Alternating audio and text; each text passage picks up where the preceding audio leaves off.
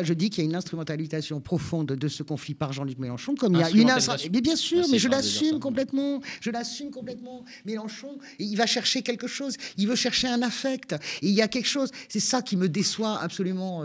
Mais en même temps, l'affect, il est sur nos pages Twitter, il est partout. Je veux dire, c'est un carnage. C'est quelque chose que les vieux d'hommes de 47 ans n'ont jamais vu. N'exagère pas quand même. Le Rwanda, tu l'as vu quand même. Non, mais n'exagérez pas. Écoutez, lors du Rwanda,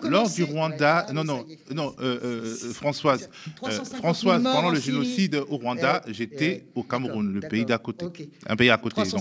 Et les gens qui étaient tués me ressemblaient. Ce que je veux dire, c'est que lors du génocide au Rwanda, il n'y avait pas de caméra, on ne le voyait pas. Il n'y avait pas de réseaux sociaux.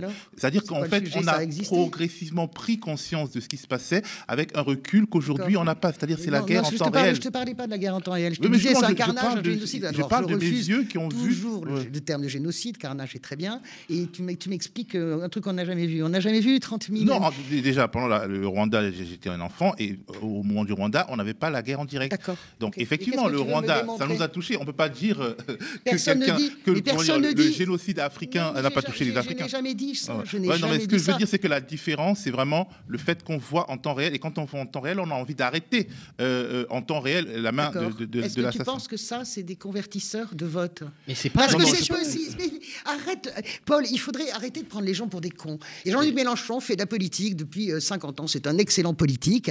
Si tu vas m'expliquer, toi, que Jean-Luc Mélenchon, c'est la sincérité absolue et mettre le thème de sa campagne le thème de sa campagne. Il n'y a aucune arrière-pensée électorale, mais vous foutez de qui, les copains, sérieusement. On avance dans le débat. C'est comme si je te dis, Macron, il n'y a aucune arrière-pensée électorale dans le fait d'instrumentaliser l'Ukraine. C'est les deux faces d'une même pièce. Débat. Et les autres sont tous beaux, tous gentils. Mais non, mais les autres, c'est pareil. En lien